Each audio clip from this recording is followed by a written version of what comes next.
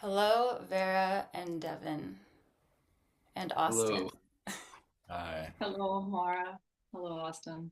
Hello. I'm just renaming us. So Yes, that's great. there's So it's integrity. not Devin and Gleeson. There we go. Exactly.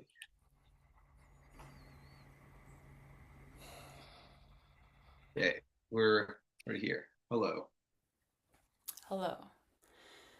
Ooh, I feel excited. So I feel joy because I even heard you guys say that you have not done this before. And I have not done this before, and I know that Austin has not done this before. I said that as a question because I realized I don't know this. But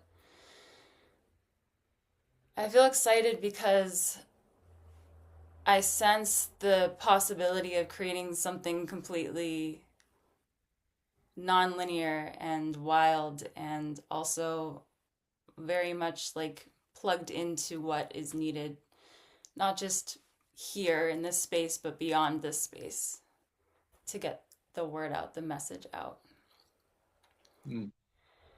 And my purpose in initiating this conversation and really this interview and listening space is to witness and understand and hear the experience and the unravelings and the kind of like behind the scenes of how you went from Vera and Devin people to now like expand the box trainers across the world traveling sharing this work with people. And yeah, like will one of you start and just share like what was it that pulled you towards this, or what was your first way of getting involved?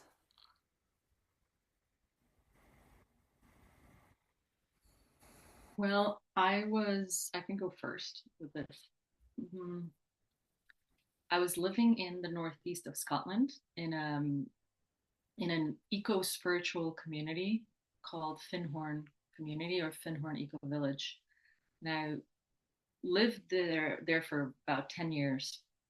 And at some point, I was getting a divorce, and a friend of mine, I really like one of the first friends that I made when I first arrived in 2010. He had gone to an eco village gathering in Europe and came back completely different. He came back much more a man. I used to call him the house cat because he would come in to the house and like just the first thing he would do is open the fridge, use my bathroom and kind of like lay down on the sofa and look at his phone talking to me. And when he came back, he had presence. He was looking at me. He was making proposals. He was really listening to what I was saying. And having been in such a famous spiritual community in Finhorn for so long and seeing such transformation happen so quickly, but also it wasn't like a it wasn't like a brainwash. This person wasn't suddenly wearing like all white or all black or whatever. It's just they were becoming more themselves. I asked him like, "What did you do?" And he told me about this that he in the gathering that he was in, he met this guy called Clinton Callahan, and that he had done these things called initiations, authentic adulthood initiations, in an expand the box training. And so I just immediately, when he said that, I was so turned on. I was like, I've been waiting for something like this for a while. And so by this time, um, I had been living in Finhorn for almost 7 years, and it was 2016, and I was already facilitating a lot of eco village design courses and trainings, like helping people consciously create, consciously design an ecological intentional community with social design and economic design, ecological, like physical structure design, and also cultural design. But it felt like things were going a little flat for a while, and I realized that even though this incredible community that I love, I absolutely love, especially its real purpose of service for something bigger than oneself was becoming quite, I don't know, like domesticated for me, for my taste. Mm-hmm. So anything that would require change or more radical change would just take so long. I mean, even during the 10 years that I was there, it was just everything was taking so long for something like really at core to change. So when I found possibility management, and in my first Expand the Box, which was that same year, something really like a light bulb opened up in me, and the sensation that I got in my first Expand the Box training and the first day was like as if my whole body had caught fire and electricity, and I don't know, like it just kind of got turned on. And we call this an archetypal body turning on experience. Mm-hmm. And it was just so clear. I said, I don't know what it is. I want to be a part of this. I want to be a trainer. I will clean the floor if I have to. Like, I just want to be around this kind of realness of transformation. Mm-hmm. And that's how I started. And will you say I remember there's a line that mm-hmm. Clinton said to you in the Expand the Box that somehow activated. I mean, will you just tell the story? Yeah. So this is the first day of the ETB. And so there's a few maps that happen that the trainer will deliver some basic maps with core distinctions so that we can deepen our work. And one of the maps he was drawing was about the 5 bodies. So we have a physical body, an intellectual body, an emotional body, feelings and emotions, an energetic body, which is mainly about sense of ownership, timing, space, purpose, and then an archetypal body. So someone asked, what's an archetypal body?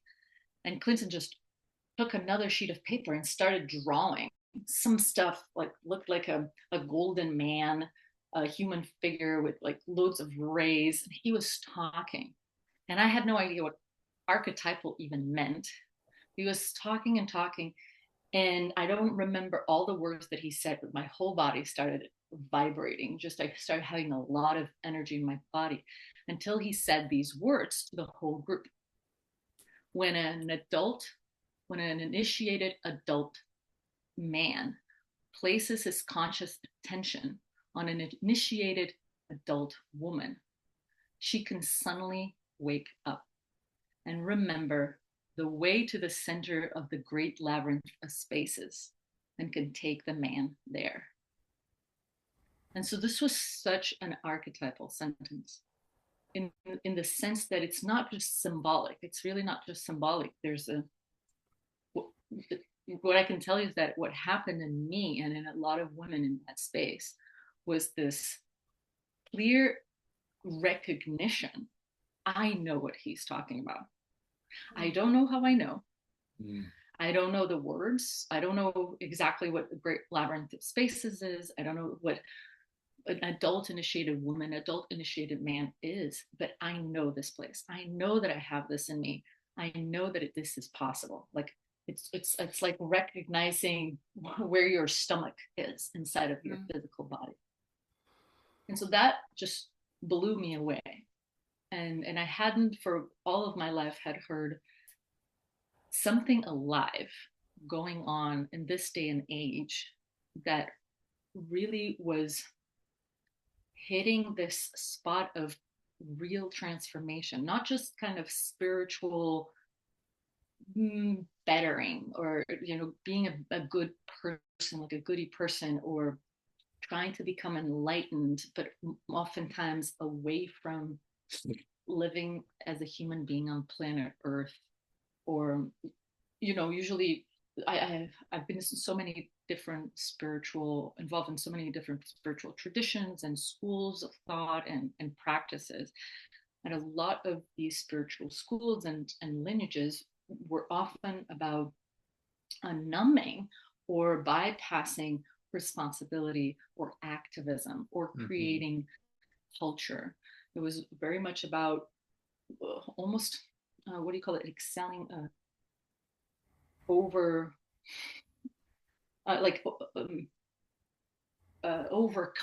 overcoming human life. Mm-hmm. And instead of transcending, it's the transcending human life, instead of deepening what human life is on this planet. So that was an incredible moment for me. Really, I had grown up with these books and known of figures like Gurdjieff, or the Buddha, Siddhartha Gautama, or people like Helena Blavatsky, so mystic people from all kind of decades from the 20th century and 19th century. And I just wanted, like, this is possible. If this kind of life, if this kind of way of living is possible, why don't we have it more? Like, then I want to do that. I don't want to be an engineer. I don't want to be an architect. I don't want to be whatever, a call center operator. I want to go and find out what's at the root of life. How is life designed to be? What can we find more about how it is to live as a human? So I was pretty excited. Yeah. And that was 2016? That was in 2016. Yeah. That's when I first had my Expand the Box training. October 2016 in the island of Mallorca, Spain. Yeah. With Clinton.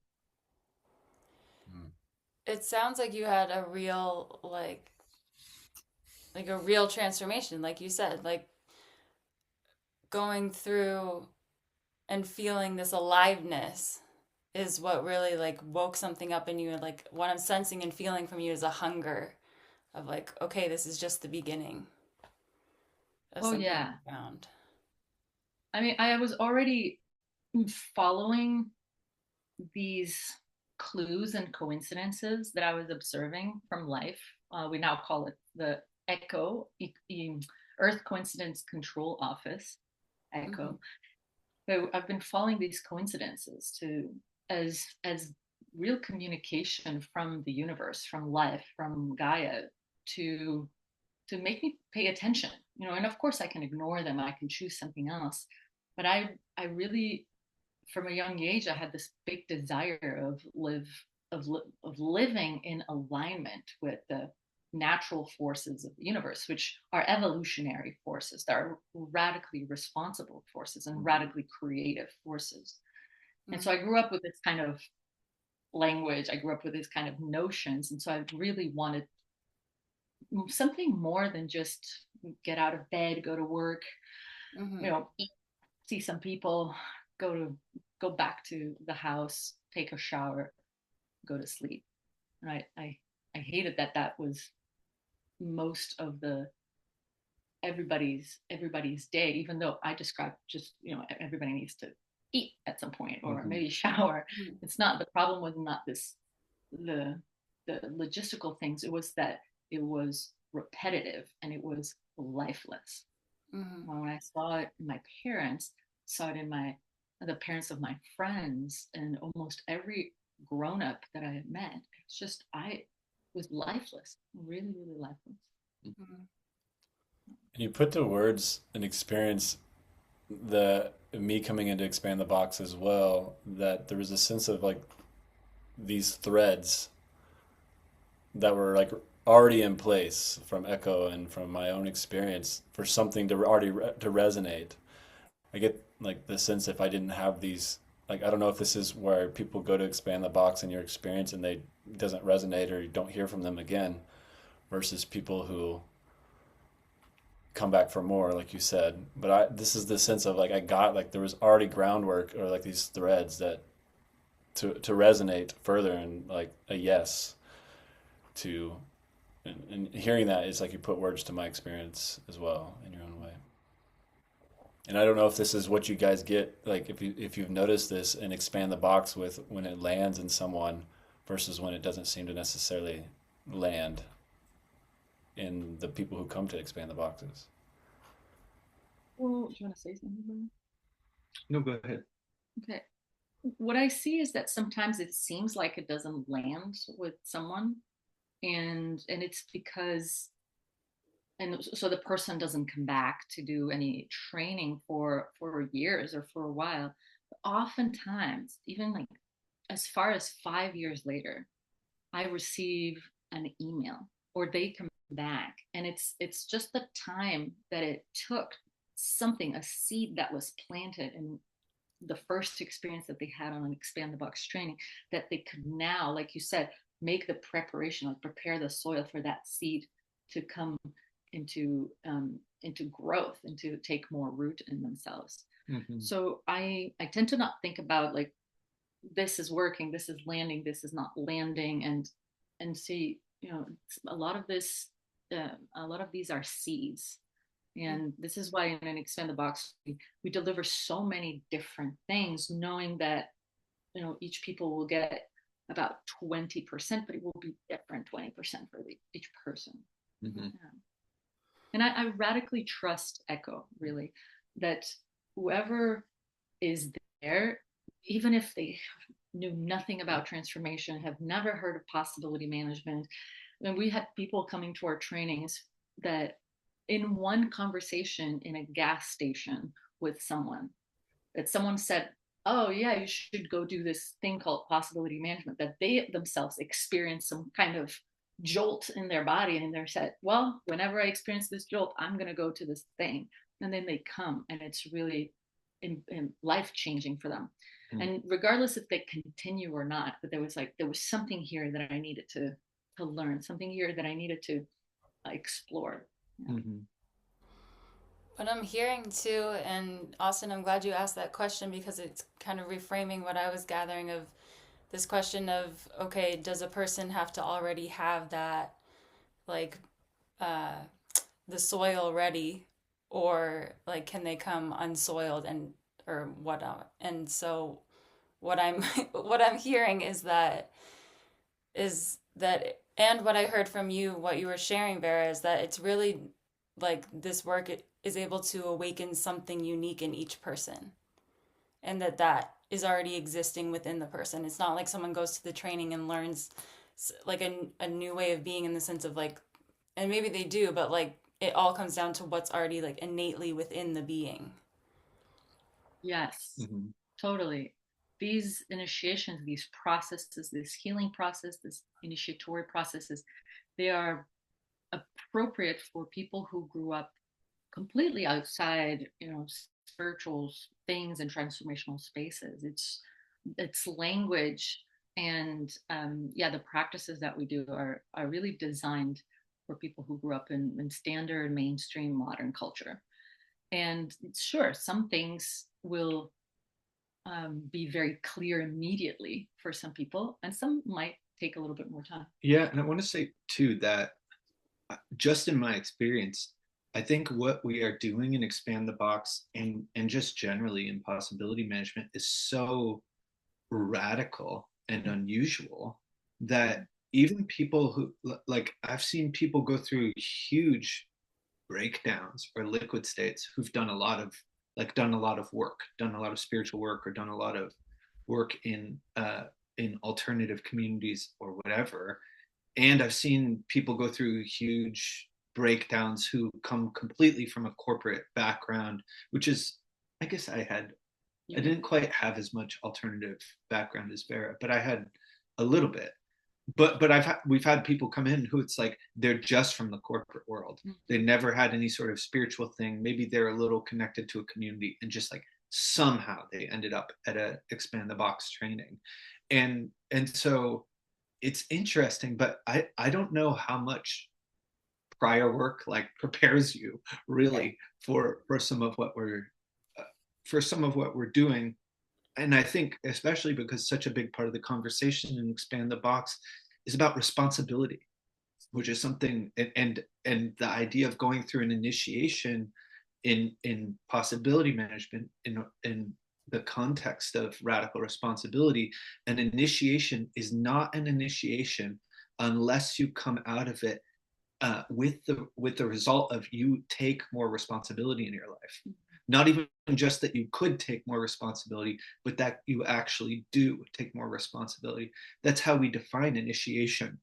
And it's like, I've never heard that word used in relation to responsibility. I never thought about it. I had kind of a vague idea that maybe it made me closer to God, or it made me an adult, is what initiation did, whatever that means, or belong to somewhere. So I think that's part of what's radical, kind of regardless of where a person, regardless of their like origin story, in a way. Mm-hmm. I'm gonna throw that You in. share about coming, Devin, into your first ETB, and like what the preparation, the soil was like for you before you discovered your first. Yeah, I mean, yeah, I will. I kind of feel like one of these guys who just sort of came in off the streets. Although that's not totally accurate. When I look back, I had some.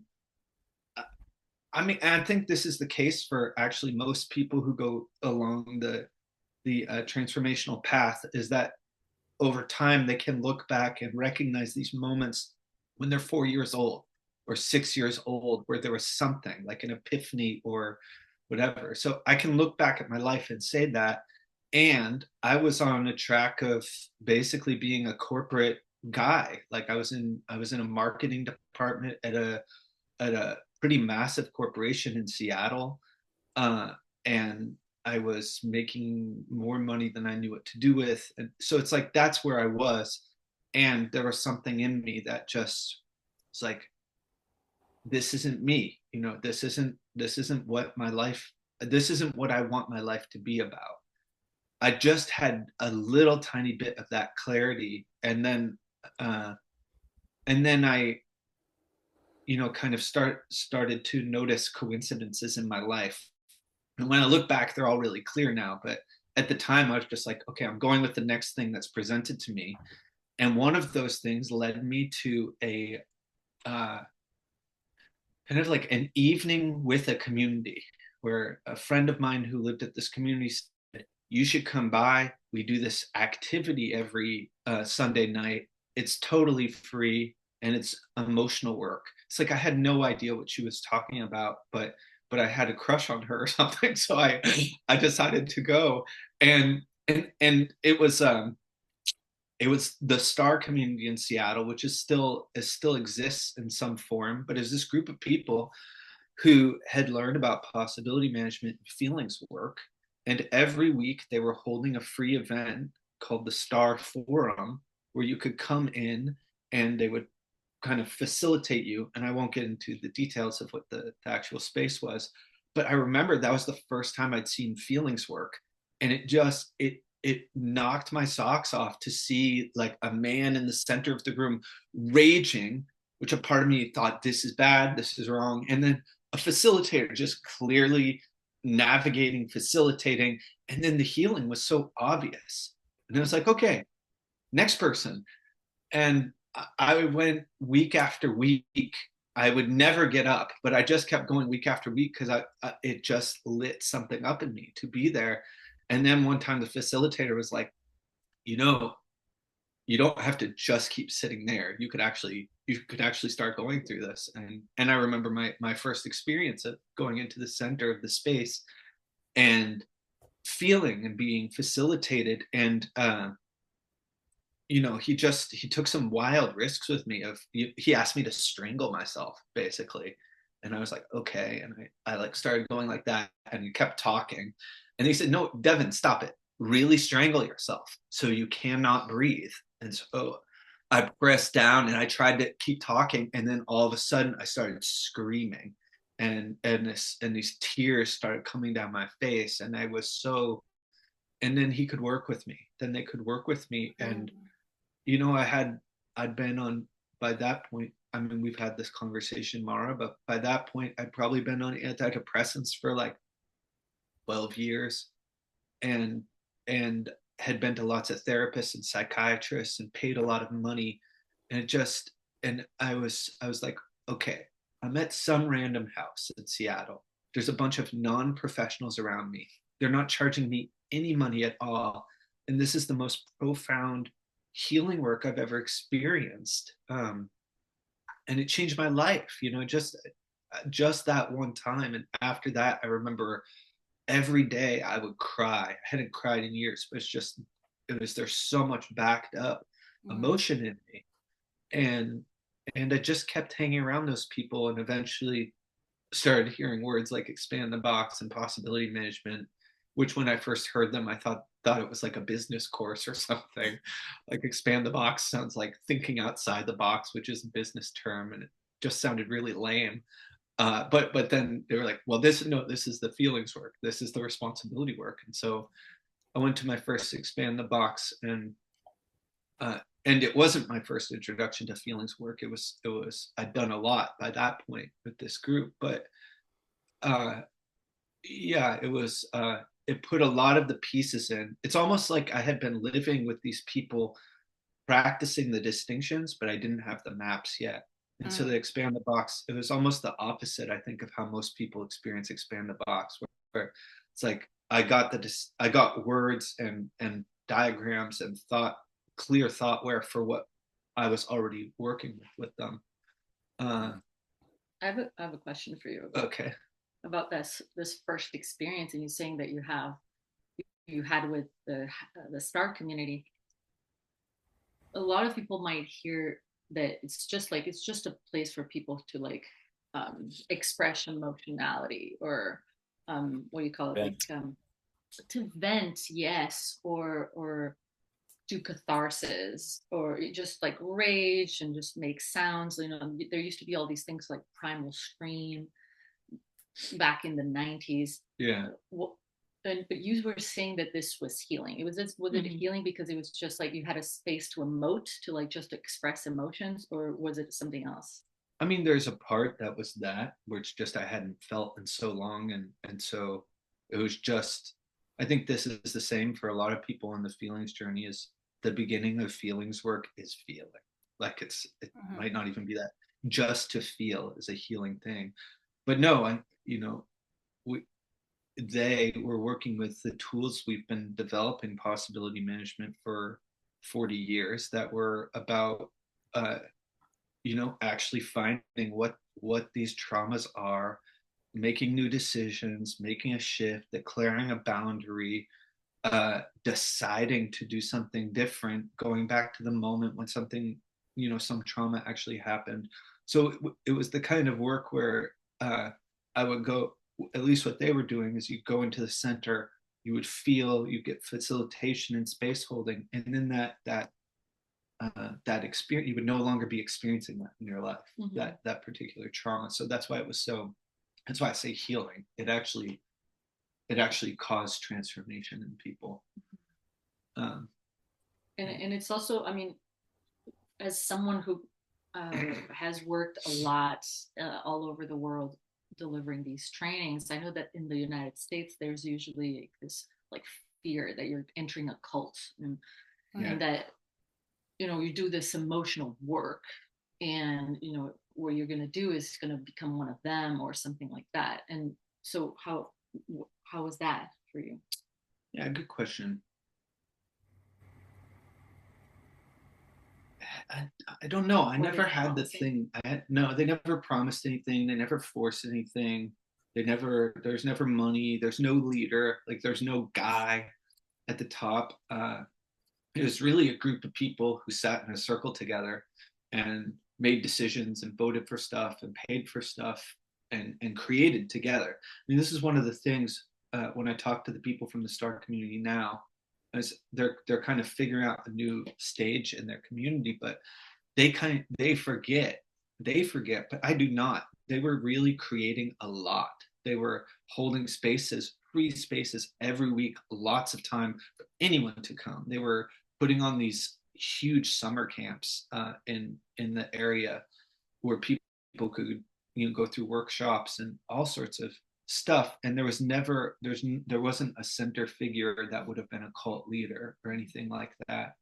And I know some people do have that fear in the United States of like, I'm getting into a cult. And kind of my experience is anything that is really effective in terms of healing, um, and people get excited about it, will almost always draw that fear of it being a cult.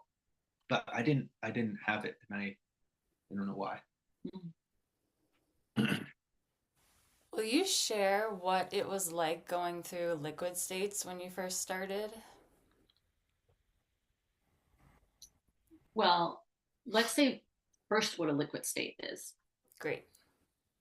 A liquid state is defined mostly by the dissolving of some structures, so some dissolving of beliefs, of certainties, of the glue of certainty that a person will have in their psycho-emotional structure. So imagine you might have beliefs or habits or survival strategies, uh, preferences, all these things, that stories, narratives that you are comfortable with, to maintain some kind of sense of control, some sense of predictability. And if you have predictability, then there's more chances that you can survive. So these things, the sum of all these survival strategies, habits, tools, we call that the box. And we call that the box because it's really like a dead machine. Just like a computer is, the programming of the computer and the computer itself is dead. There's no aliveness in the computing, in the coding. This is just code. And so other lineages call it ego, comfort zone, worldview, personality, identity, call it me. But we simply call it the box because you have coding, you have habits, you have preferences, you have survival strategies, you have traumas, but you are not your traumas, you're not your survival strategies, you're not your habits.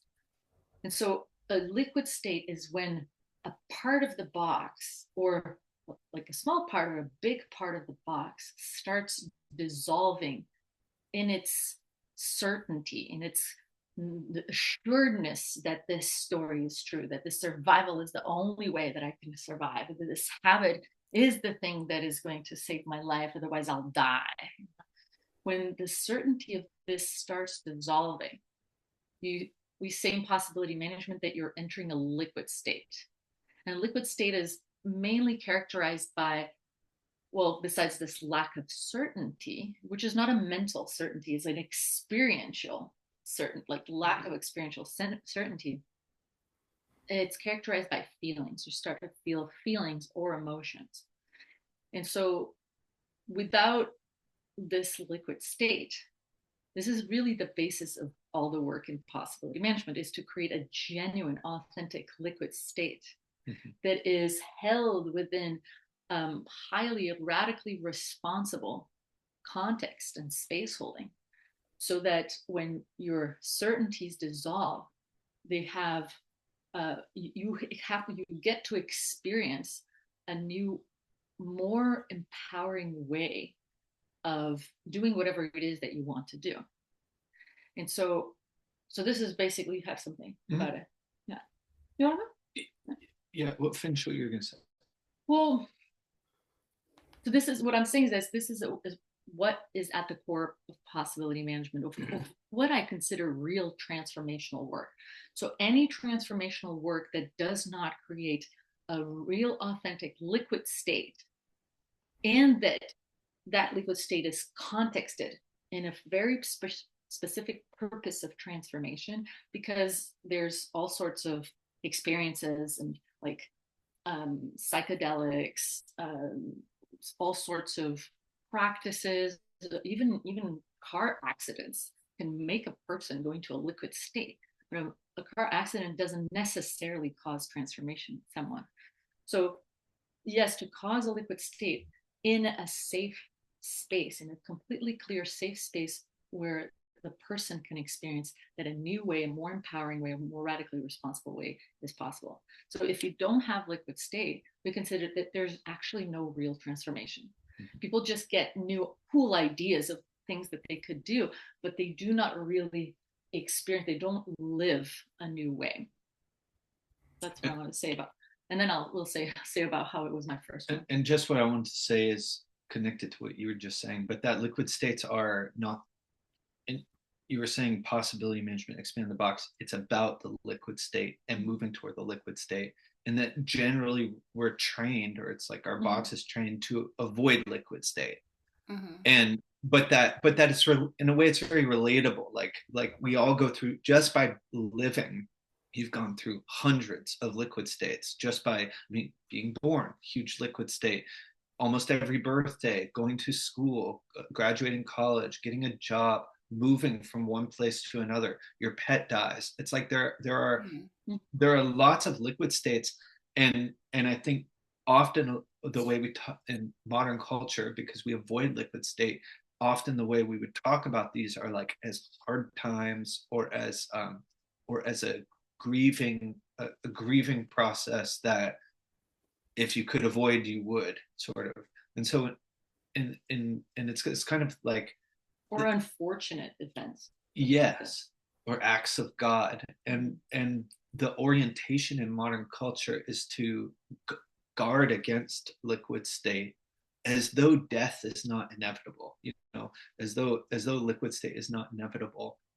And it's in a way really at odds with evolution, because liquid state evolution happens through liquid state. So anyway, the orientation toward expand the box from session 2 onwards is toward evolution, toward liquid state. So just wanted to. You mentioned death there. Just it's like death of being, I guess, the ultimate liquid state, the inevitable ultimate liquid state, perhaps. Yeah, I forget the name of this author, but there's an author who talks about transformation and initiation, and he calls it the death and resurrection show. Mm-hmm. It's like every liquid state, something dies, and mm-hmm. there's this David Foster Wallace quote about everything I've ever let go of has claw marks on it. Mm. So it's like, I think he's talking really about the boxes, the kind of like, so the addictions, yeah. Yeah. Well, I actually think that the other way, that life is the ultimate liquid state. It's when we try to deathify life, like control, stabilize it, think that we can know it, that we can control it, that we can explain it, that we can categorize it, analyze it, trying to basically kill the wildness of life. That's when we cause like this kind of death, like we're causing decay. But life is liquid state, because it's impossible to predict what's going to happen next. And if you are able to train yourself to be consciously aware, and aware in all of your bodies, in each cell of your body, being conscious that so much more is possible, that the life is completely unpredictable, and you train yourself to be in that neutrality of experience, then you have access to incredible, almost infinite possibilities. And this is actually the core of what possibility management is. The initiations and the upgrades are to train yourself to navigate into each moment of life, which only exists in the now, and the now, and the now, and access, not as a theory, but practically access billions, gazillions of possibilities that you would not know it was possible, but it is there. Yeah. So back to liquid state. That's the quote card. Yeah, that's a quote card. But you were asking like, what's my first liquid state in possibility management? Is that it, Maura? Yeah.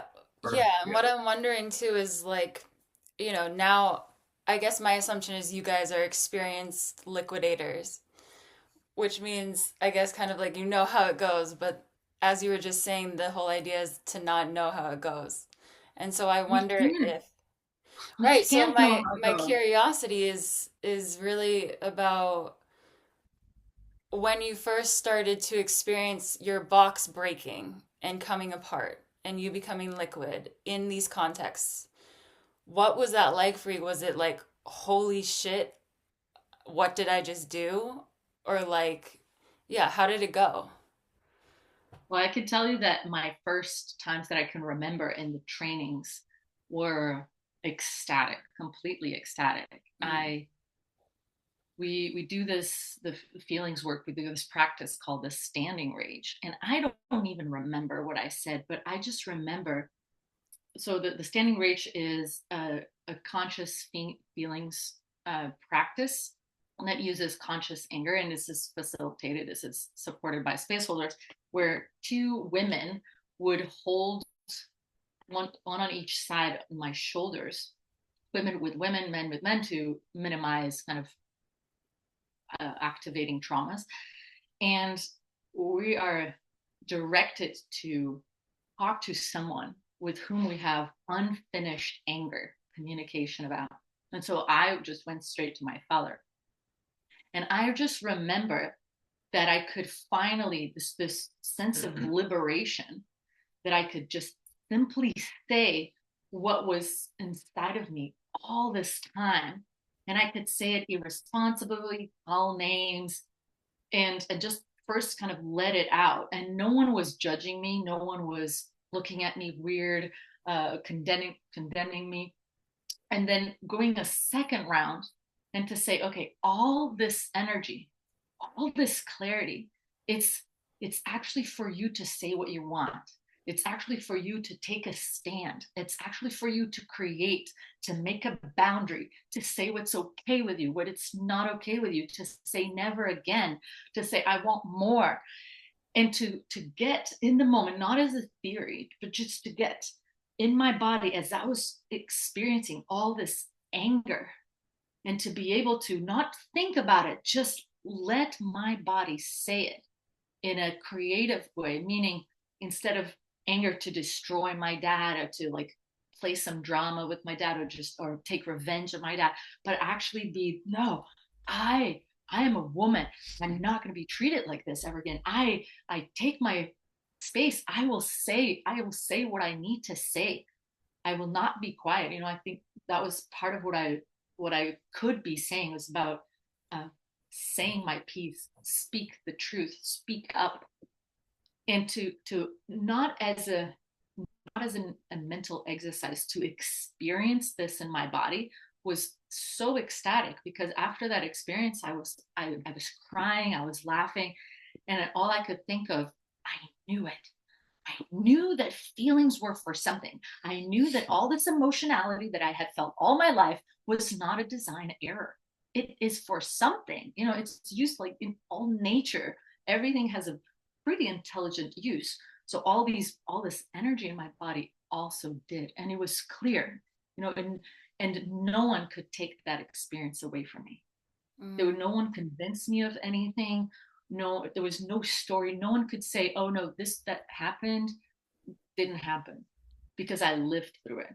There was no one could take that away from me. And so that was my experience, that even if I had done only that process, it would have totally changed my life.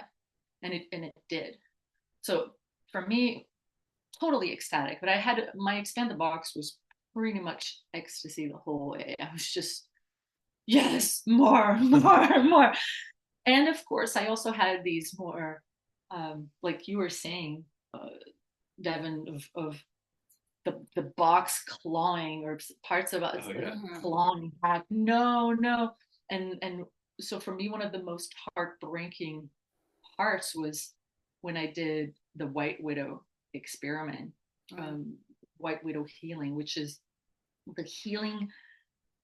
the survival strategy of using sexual energy, seduction, flirt, even charm, glamour, like all sorts of levels of intensity to survive, to have a place at the table, to be seen, to have value, to negotiate, to exchange as coin. And that was really one of the first big breakdowns that I had, because so much of my identity was good girl, but also a white widow, someone who would use their sexual energy. And I remember I have an interview only about that, but I remember one of the biggest heartbreaks was that most of my life I had friends who were men. And that's when I realized, gosh, I never was their friend. I was never really their friend. I was never their friend, and they could never be my friends, because it was always, there was always this game going on. And I remember crying, being, whoa, I did this with my friends. Mm. Yeah. So sometimes the it's not all ecstatic. I mean, there's joy, there's fear, there's huge grief. There's oftentimes very big grief, which is totally appropriate for letting go of parts that are dying, but also this things that are not really you, that are simply survival strategies that you identify with, and that they need to go. You don't need them anymore. Yeah, it's not you. What about you? Yeah, Do you Devin, will have you any? share? Was there a claw marks experience of disintegration or liquid state for you that stands out? Many.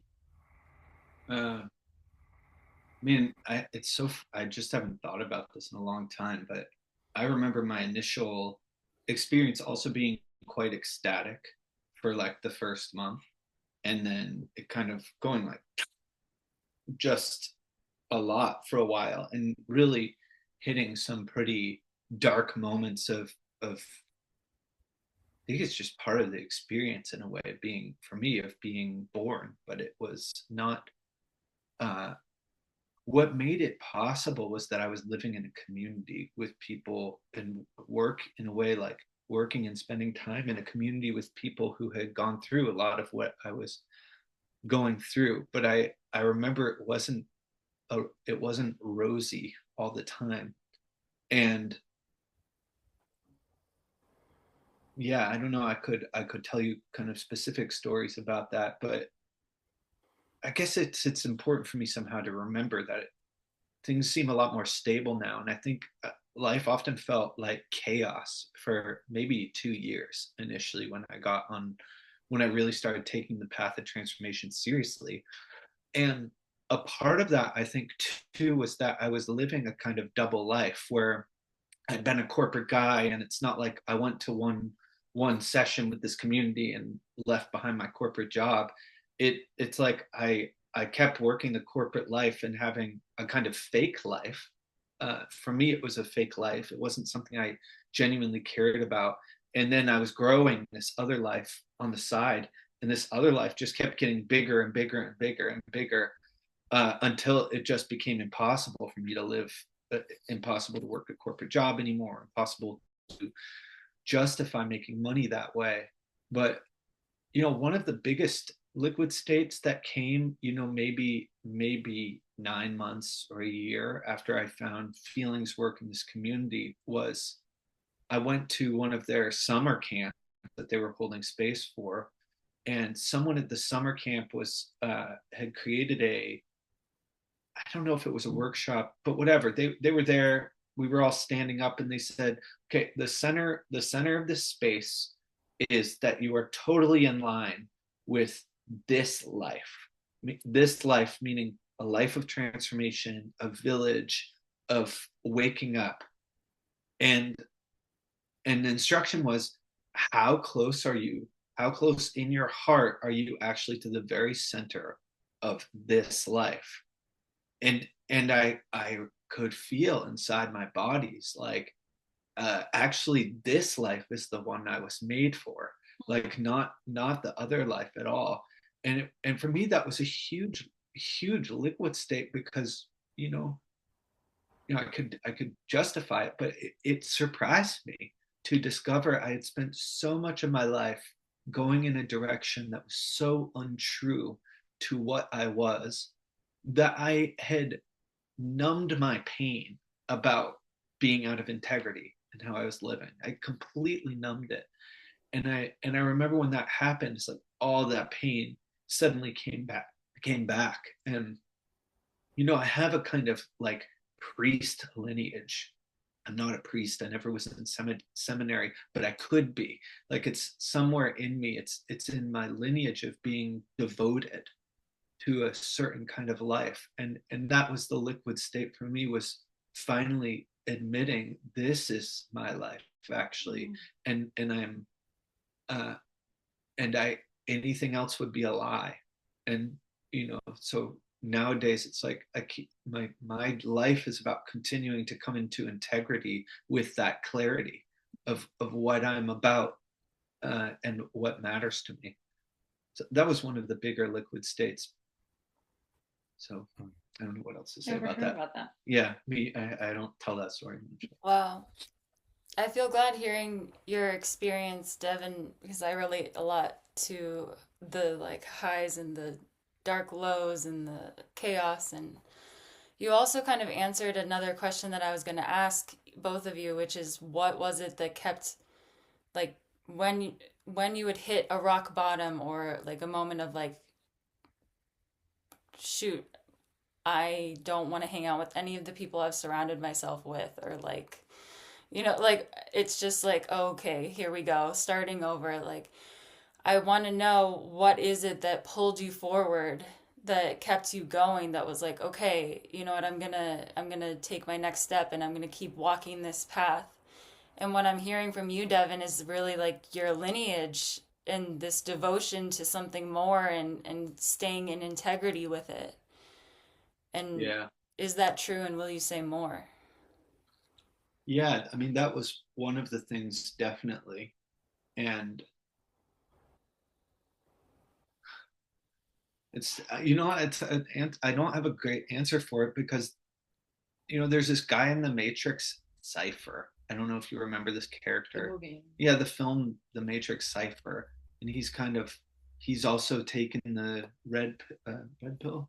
He Mhm. took the pill that wakes you up, and then he's wishing he could go back to sleep. Mm. And and he does, but kind of permanently. Uh, and I have that in me. I think a lot of people have some part like that in them. And there's just been different liquid states for me about the path. And one of them is something like one of my more recent liquid states was, there was a time where even on this path, which is it's different than the modern culture path, but even on this transformational evolutionary path, I just look at people who are ahead of me, and who can, and I've at times just given my center to them and my authority to them, and said, what should I do? What do I do next? And it's great in a way, because a lot of those people have really helpful insights and things to say. And I think at some point, at least for me, I hit a place where I realized even that had to go. Even that reliance on somebody else had to burn up in me. And what was left was, you know, what go back to sleep. Like, that also didn't seem appealing. What was left for me was uh, to let go of the hope that anyone could help me. Mm. And I don't know exactly what the arithmetic of that is, because something else started to move in me when I was able to let that die completely. But I know it gave me more of my own authority back to get that.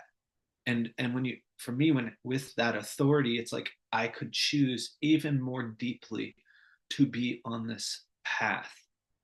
I'm writing a book right now, and some of the characters, it's like they write themselves in a way, but one of the characters is a conservationist, and he's reflecting on what it took for him to keep going through liquid states. Because at first, conservationists think, well, I'll join a government organization and that will move things forward. And then they discover, oh no, that's actually not what the environmental agency is for. So I'll go to a non-governmental organization. Doesn't work there either. It's like this path of getting that there's very few organizations. Nothing can protect the environment. Pretty much nothing. The things that can will not, for the most part, protect the environment. And so at some point, he gets to a place where he's hopeless, and he notices that even in hopelessness, all he wants to do is his work, which is to keep working for the environment. And so it opens up something in him where he's like, hope was never relevant. Do I believe what I'm doing will make a difference? No. And would I do anything different tomorrow if I was hopeless? No. And I think and so there's like this choice. It's like he, and I guess me too, it's like there's a possibility of being freed up even more to make the choice to be on the path, because the choice for me is about just integrity. Like, would my soul want anything else? Whether I give my soul what it wants or not? No. But I am different. My life is different when I give it to what my soul, we don't use that word in possibility management, but I keep using it. But like what my soul wants. It's so anyway, I don't know what you'll get out of that, but there's something there. I think it makes a lot of sense. I mean, Yeah. when I look at my path, I was just really like a troubled, like internally troubled 20-year-old young woman, and being I was really, really insecure and really adaptive, like almost chameleonic in this constant stress of what is my work, like what am I doing, like why am I here. It was incapacitating, and all I knew is that this thing of working a 9 to 5 job, or working, or even thinking, like even orienting my life towards money making, towards producing for a particular industry, was just like so uh, unappetizing. I knew that everybody was doing. I had to do it, and I was in my 20s, and it was so unappetizing, and I could feel like uh, how it would just wilt my aliveness every time I would do it.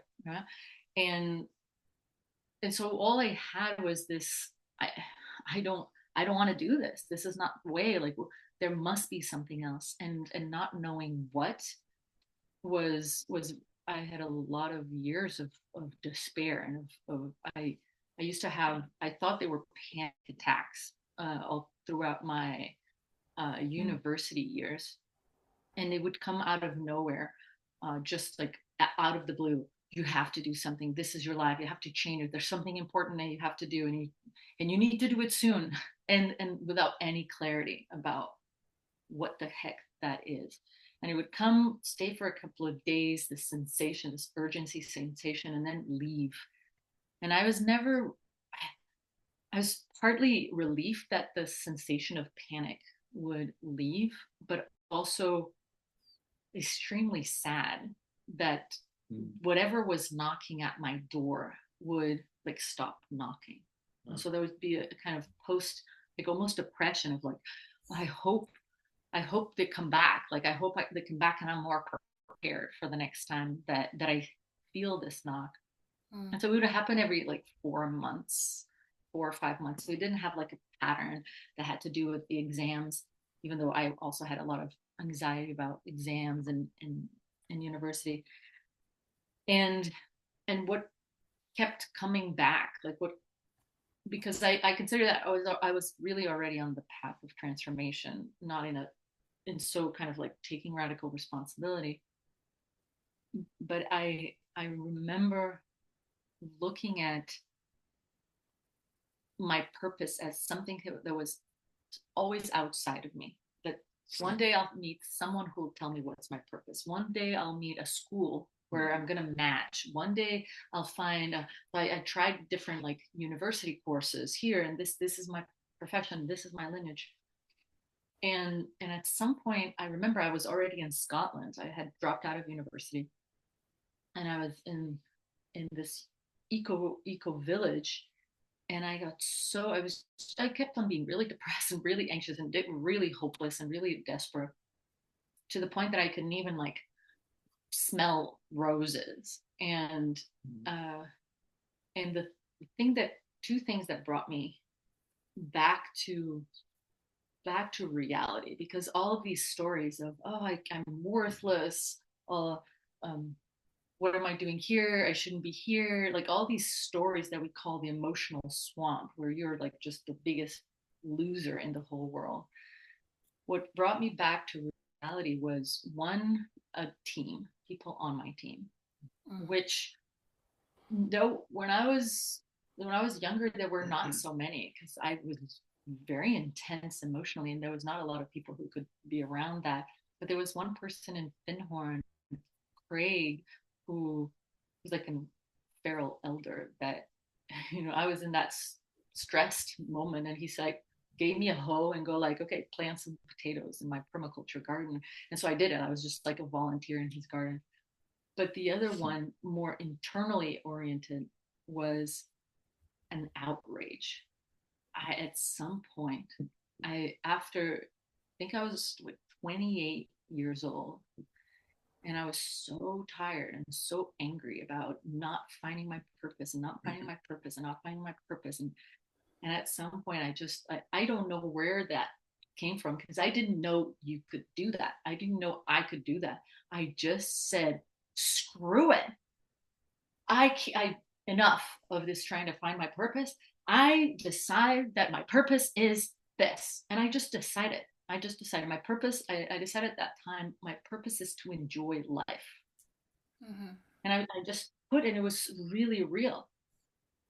My purpose is to enjoy life. And so whatever it is not bringing me close to my purpose in life, I will simply not do. And that also totally transformed my life, to realize that I have that power of creation, that power of referencing. Like, I actually create the reference points. They don't come from anywhere else. And so that blew me away. And that's when I start to have more of my own life. Even if I left my parents' house, even if I left my country of birth and I was in another country, in a different culture, nobody knew me, I more had my life when I made that decision. And then, yes, people on my team, which Craig in Finhorn, but in possibility management, that's when I experienced like, whoa, people being on my team in a way that they will not leave me alone. Like they will not leave me alone, even when I don't believe in myself, or even if I'm like, nobody will care. These people care.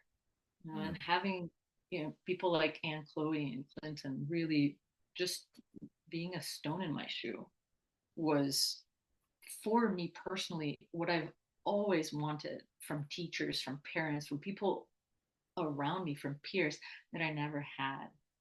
And so it was like a garden of Eden to find that kind of companionship, teamwork. That kept me going. That still keeps me going. Yeah. Okay. I feel scared because I'm like, how do I go from this to then like ETB trainer? Because I know there's so many years that like so much must have happened, right? From these beginning points and then to then now. What did you say? Yes, I have a few years. Yeah. Of life. Yeah.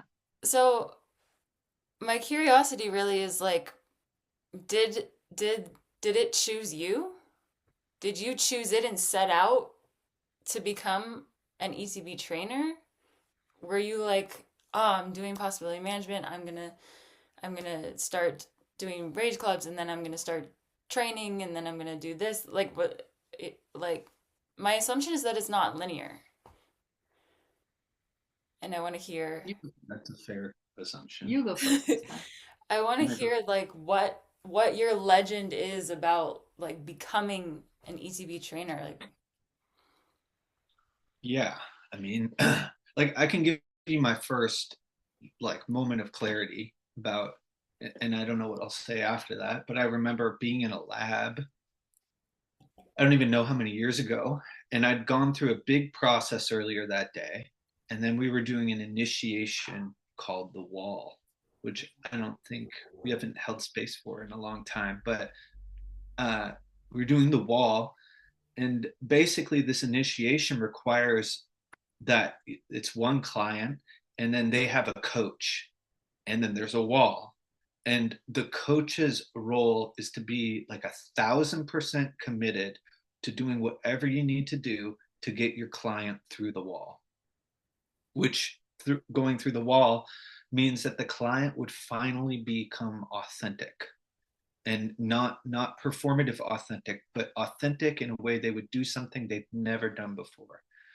And someone asked me to be their coach, and I was in such a liquid state from a process I'd done earlier, and then something came out of me that I'd never experienced before, of being so deeply committed to this person that it was like, for me, I was willing to do anything I needed to do to get them to the other side. And I remember it was, I did not recognize myself. And afterwards, the trainer came up to me and just asked me, what the hell was that? What happened there? And he let me talk for a while, and he just listened. And by the end of it, I was like, I want to do more of this. And I didn't have this, I want to become a trainer. I didn't, it wasn't this like clear cut thing. It was just, there's something that came alive in me that I didn't experience before. And it felt more like me than anything I'd done since then. And I think that, I remember Clinton has a similar moment.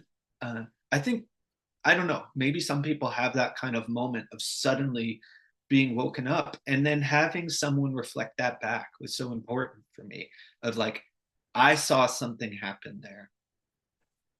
And yeah, you're right to say it's non-linear. I could trace the dots back, but it really has been this like in and out, up and down path of building matrix, doing practices, getting skills, and trying and going through my own processes and journeys.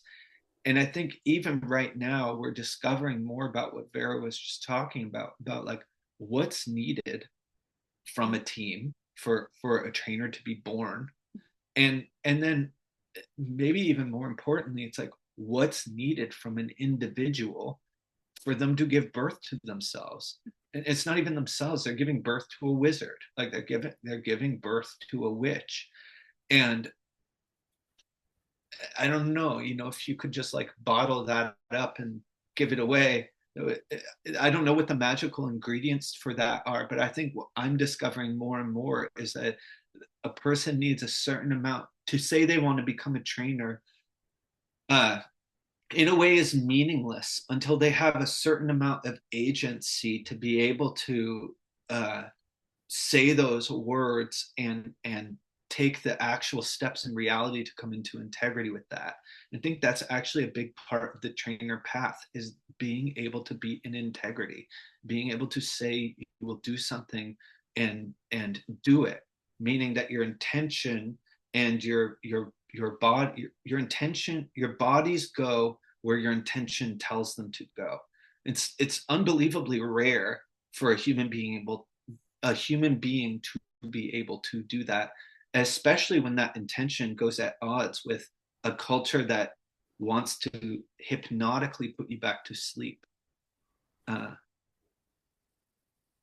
you go. Thank you,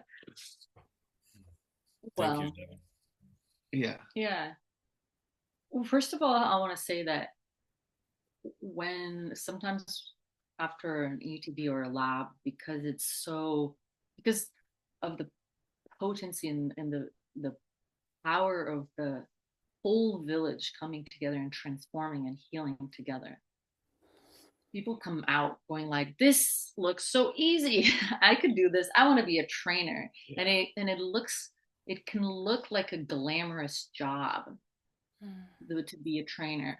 And so I love that one day a friend of mine, Sonia, she asked me, what is it like to be a trainer? I don't know if it was one of your questions, Maura, and I said, well, one of my favorite answers is it's being the janitor. Where when it's like creating this party, but also cleaning it. And when no one else can clean it, you clean it. When no one else goes and like people are all in like lacking possibility to clean the mess, to create a new thing, you clean it. It's Gandalf at the end of the first Lord of the Rings, the Fellowship of the Ring, saying, you guys go, I'm gonna stay and fight the Balrog.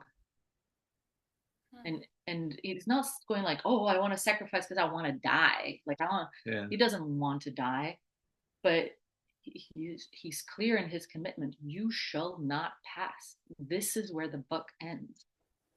If no one else is willing to do it, I will do it. And that's not to rescue others or to save others, but because this is who I am. I cannot let that buck continue. And so this is, for me, and this is kind of at one level, this is what being a trainer is. When I realized that I wanted to be a trainer was pretty early on. It was in my first Expand the Box. And it wasn't so much, it was like I had this sense of this was what I was designed to do.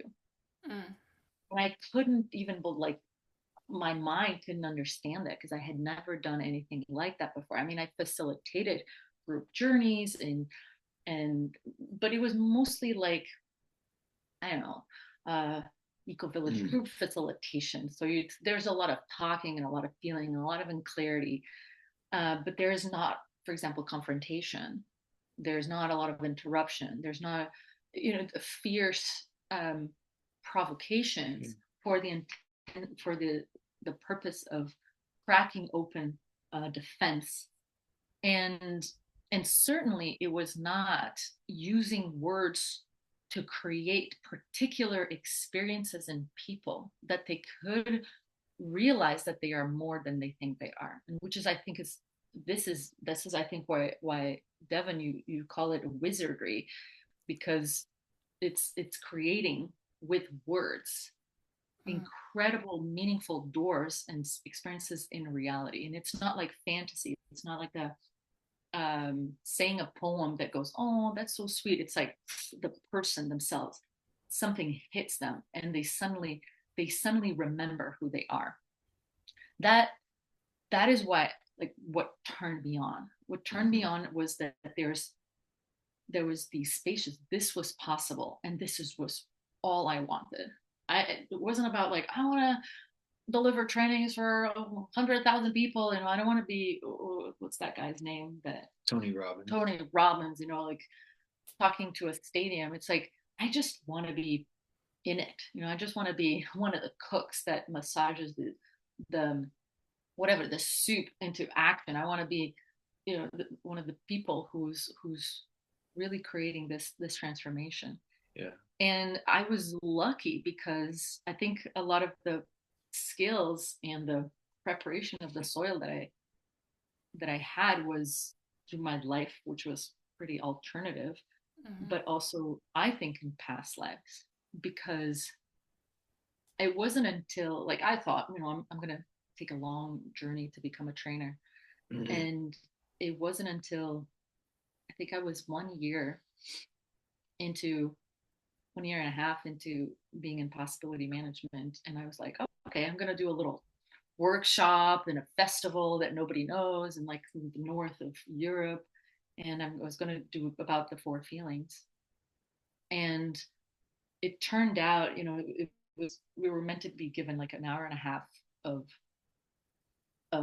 space for a workshop, and I only had actually 45 minutes. And so in the end, I delivered standing rage. It was my first ever workshop, and at some point I was in this festival field away from the workshop area with 60 young people, in like big lines and standing rituals, one after the other. When they were finished with raging and making a boundary, they would go to the line, to the edge, and be like the guardians. And people were like, wow, looking like, what's this cool thing happening? They would be like, this is no TV. Either you're in or you go back. Like they were saying the stuff that I was saying. They were saying exactly what I had said in the first few people. And so this space that was supposed to be like 45 minutes, maybe an hour, became a 4.5-hour workshop that went until pitch dark. And so at least 60 people rolled that space. And And I was like, this is cool. I didn't know I could do this. I didn't know that yeah, I was just like so liquid, and I didn't know that it was possible that I would do it. And then if it wasn't for Clinton to make me promise that I would say, and I earned money by doing coaching sessions and whatnot, because I was totally broke. So I I even earned money doing that job with 3 clients. But I called Clinton after that. I'm like, I did what you said. I did what you said. I got 3 clients. I got 300 euros. Wow. And I did this, and I told him about what I had done, and he was like, all right, when's your next training?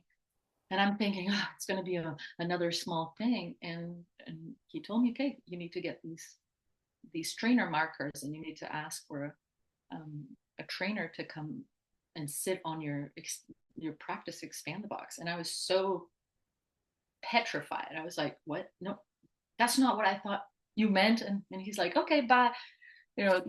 Left me with this hot potato, which, if I look back, is basically how I've facilitated any real transformational thing in my life. Like, my box really wants to, like, plan, make sure that I know. Mm-hmm. But luckily luckily the world has pulled that rug from under my feet every single time. And so it was me thinking I'm so underprepared, but that's when magic could happen. And so again, it's something to be grateful for our teams, because we also did that a lot with you. Your box would think, oh, I'm so not prepared, not prepared, for kind of like a year or two, and a team like, no, you can do this, you can do this, you can do this, until it comes alive. Yeah. We have one of the things, there's a website called, I think it's called Practice Expand the Box, but kind of like preparing for Practice Expand the Box. What's a Practice Expand the Box? Practice Expand the Box is it's the 3 or 4 day sort of the certification test, in a way, for a person to go through with a trainer for becoming a certified Expand the Box trainer. And it's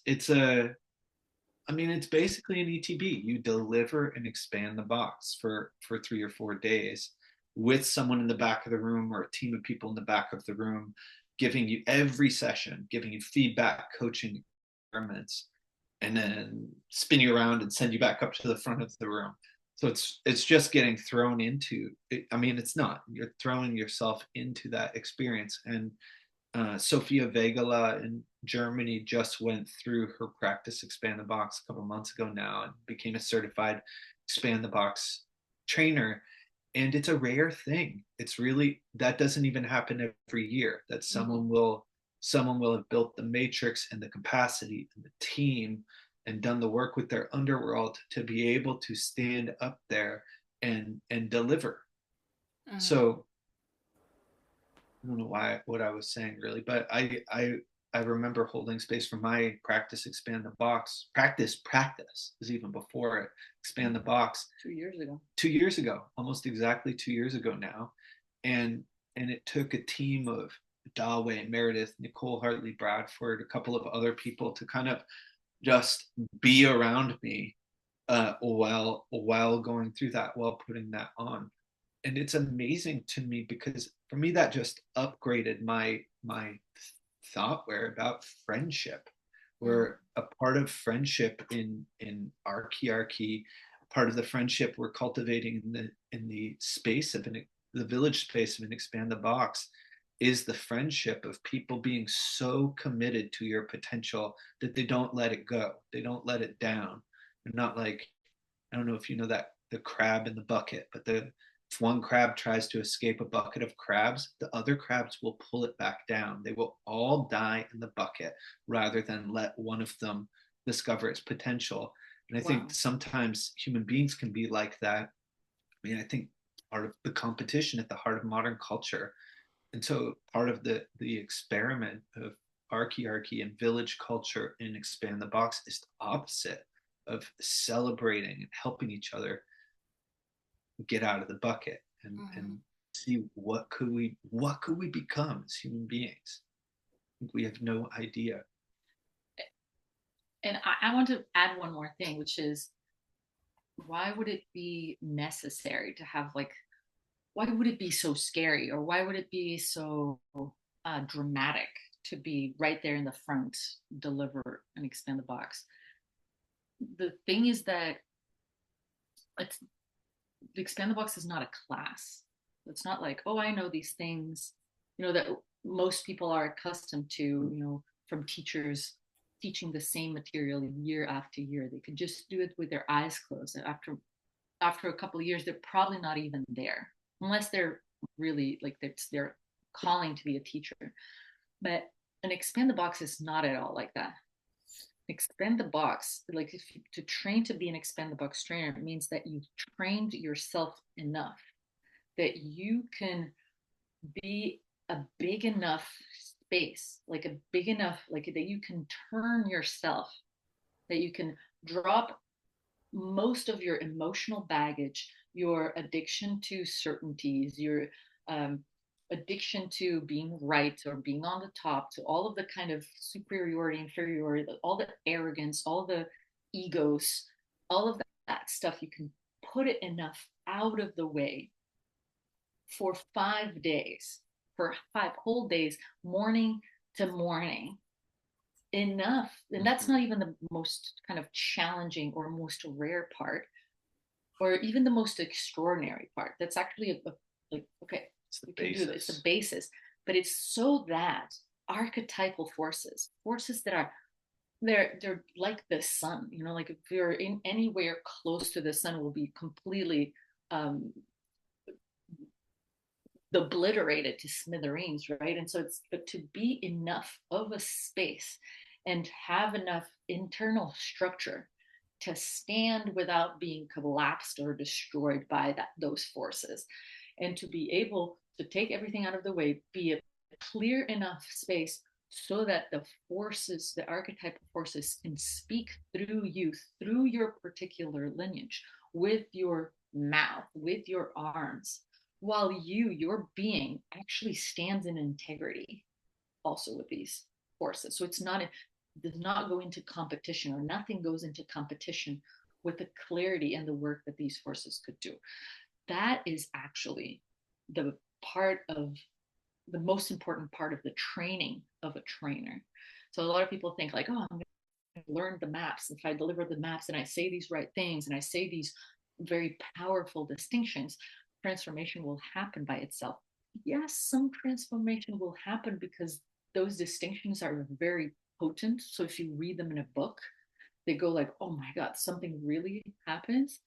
But for the magic of a training to really be earth shattering, like world shattering to you, it's not, it's that you have the experience, the lived experience, that is possible through another human being, that is happening, that you're receiving it, that you're present with it, you're a part of it, and that can happen with you.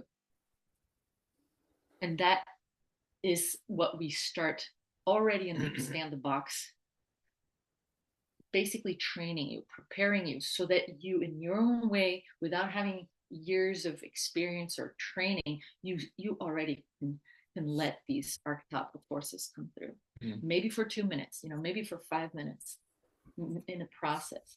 And so that so that it's not a lie. So it's not the chosen one or the prophet who can say these things, but you have that in you. And for me, that's the most special thing about expand the box trainings and possibility labs, because it's simply possible for every single person, as long as they're willing and they have access to their consciousness, and they're empathic. Also, they have empathy. And that's what has been, I didn't realize the profundity of the bridge to someone like me who was off the street and didn't have any idea about, had not really done feelings work, have no idea what my gremlin is, but it continues to grow, to be impressed by the the incredible bridge that you are for people who have no idea of a gremlin and their underworld and feelings in general, and to be able to go in and just combat with uninitiated, unconscious, invisible gremlins, and to be able to still create possibilities, to create possibilities for me, like even just coming in it so intellectual and so in like this school mode, and it grows in more awe and preciousness to see the bridge that you are for not somebody who already has matrix necessarily in this context or radical responsibility, or not being a bridge inside of some shared context, but with people like just with no context or have no matrix or inner structure for radical responsibility in the underworld and these things, and to bridge that gap in 5 days is just yeah, very precious and incredible. Yeah. And so much of it is also, yes, the trainers also create it, but if it was one participant, it would be completely different. But the fact that there's a village, and even if you are a participant off the street and you're trying with your buddy in this exercise, and then you see another person sharing it, and you see other people like going for it, at some point you can just go like, nobody knows me here, like screw it, just let's go, let's just see what happens. And so that's very encouraged, because it's learning. Yeah. And one of the things that I've been thinking about, actually, like last night and this morning, I was in a call, was how the process of learning and the process of what most people have experience of was teaching, how the process of learning and the process of teaching have nothing to do with each other. Hmm. They're completely different planets, domains, and you'll know this because if the person who's learning does not want to learn, there's nothing that this person can do. The learning will not happen. Mm-hmm. And so if the person, even with all these gremlins that you're speaking with, uninitiated, like people just reacting or wanting to be, like we had people coming to ETBs that were like, I'm here and I'm not going to get transformation, which I do not recommend. Please don't come to an expand the box training if that's your intention.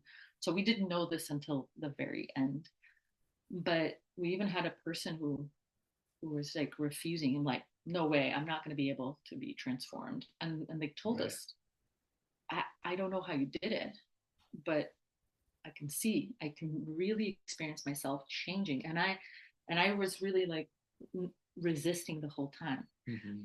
And this is because if the person really wants to learn, that's the magic. Like, yes, if the person doesn't want to learn, there's nothing you can do that they learn. But if the person wants to learn, and that's what I'm taking it, like if they're in expand the box training, some part of them wants to transform. Even if some other parts are going to fight, they're going to resist, they're going to make all sorts of drama. Some part wants to transform. And there's nothing I can do to stop that. Mm-hmm. Like I cannot stop anybody from healing, from transforming, from initiating, from growing. Mm. And if even if I would never speak to them in a training, they can still, they can still find transformation, like in the group, in the village. So I find that a really powerful, like incredibly empowering observation of reality. It's not even just like a concept. It's no one can really stop you from doing this work. Mm-hmm. Yeah. You don't even have to come to an expand box training.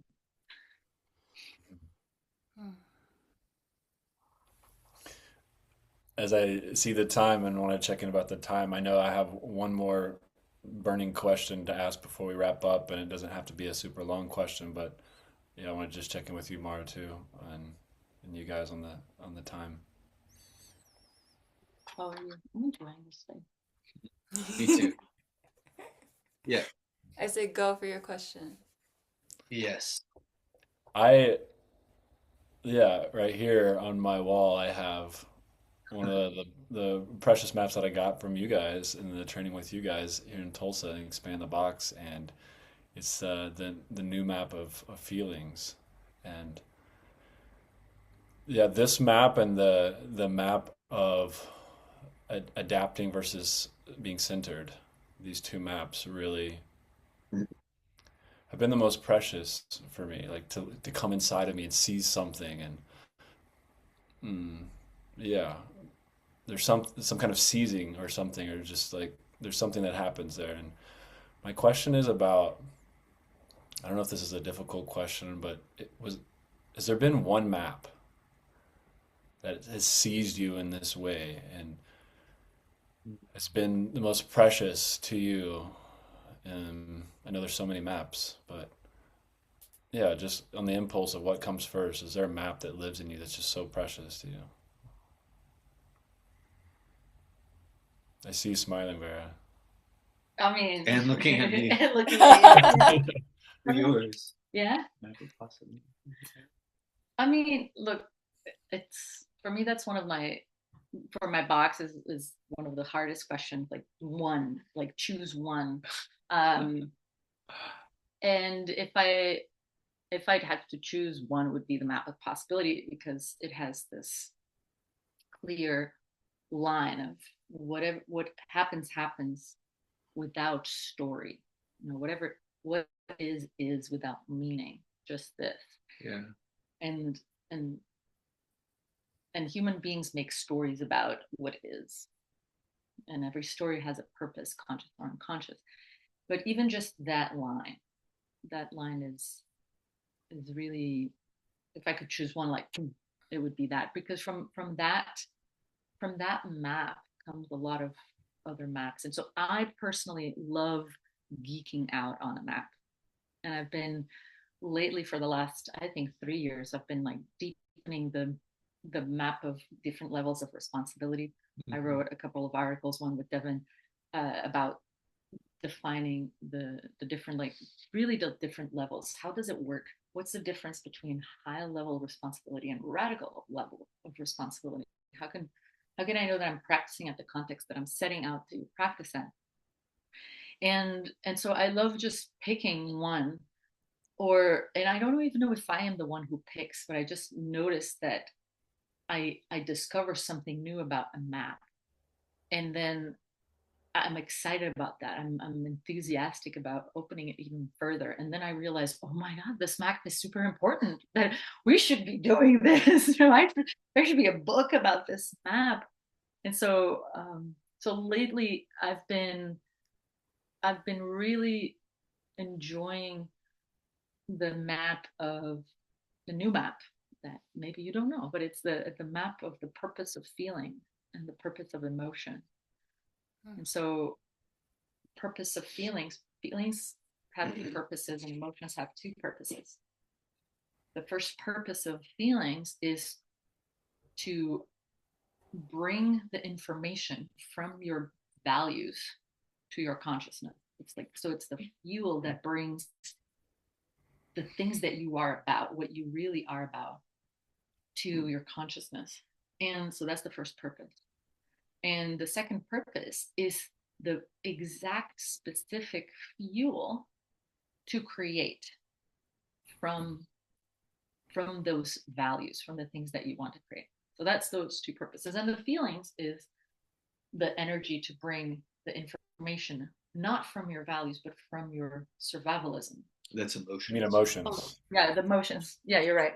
So emotions, it's exactly the energy to bring the energy from your survivalism to your consciousness, and the same energy to go into emotional healing processes or mimetic engineering processes. So I've been enjoying really deepening that in the conscious feelings form, and one that's coming as soon as I have a flip chart paper, which is the map of the point of contact.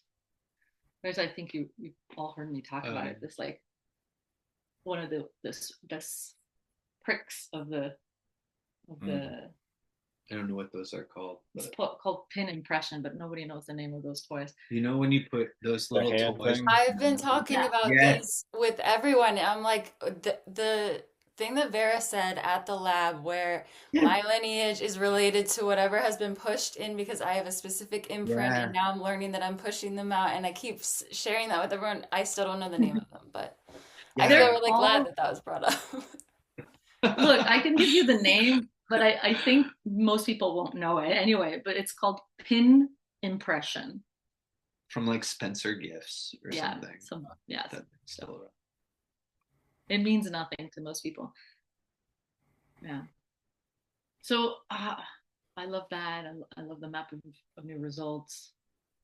Yeah. I think for me, the one that's coming right now that I've been the last few ETBs really in when it happens is it's actually the whole process, the whole story process that ends sometimes with the map of bullshit or nothing, which is one of my favorite maps, and sometimes with the map of three men falling. I love that one, yeah. And sometimes there's a third map we sometimes end it with, which is the map of believing your stories are true, which is a map with a bird in a bird cage, and facing out there are a few bars on this side and facing the bars, and then behind there's no bars at all. So this is the map of believing that your stories are true. And I just have seen, it's one of the big initiations of the expand the box training, and to see people, it's not everyone, it's maybe two people every expand the box. When they get through that process, something starts to become so groundless in them. And I think they've been some of my favorite moments in the expand the box, of just sitting with someone while they're standing on nothing, maybe for the first time in their lives, and they kind of relax for a moment, and they're like, wait a minute, but and then they relax for a moment. And so that space is so special. And I think as a trainer, I often say almost nothing to people when they come to me.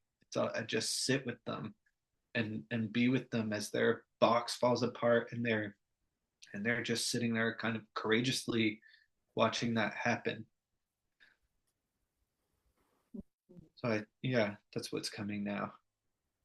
Yeah, three men falling, or three people falling, and 3 months later still falling. It's like the liquid state we were talking about earlier.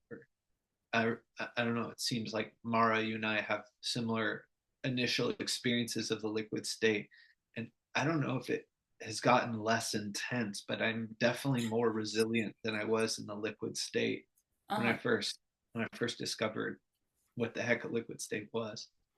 Yeah.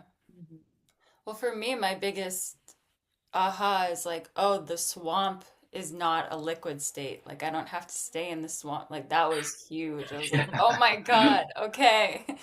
There's So no it's not learning in the torture. swamp. No learning. Yeah. Yeah. Yeah. Yeah.